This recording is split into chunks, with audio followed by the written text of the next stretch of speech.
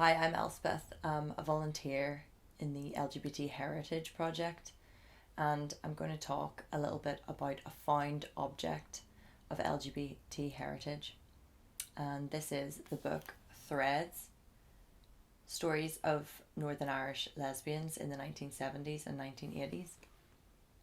This was found recently amongst my granny's things.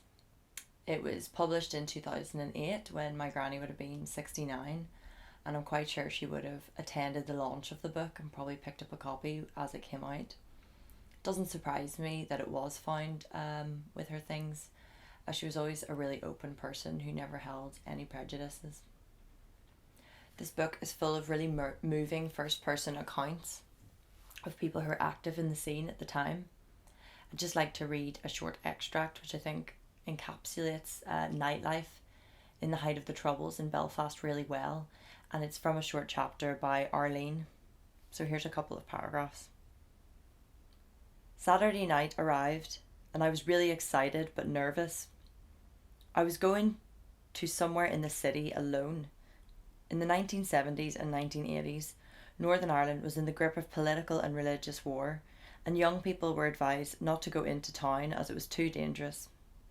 It was safe to go to school or work or socialise in our own communities, where we came from. We never went into town or across town, especially at night. That was all well and good, but I needed to be where the bright lights were shining on me. Belfast had next to no nightlife. Retail shops and bars all closed at 5 p.m, and because the public transport stopped at 10 p.m, most people stayed in their own communities where they felt safe.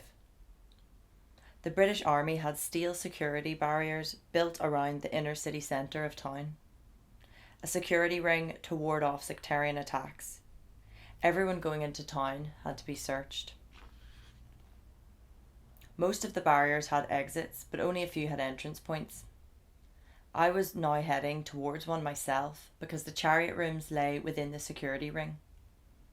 I had a bad habit of being late. I never understood how I managed it, but I was always late. At the security barrier, I was searched by a female soldier. Not always an unpleasant thing to have done, I have to say.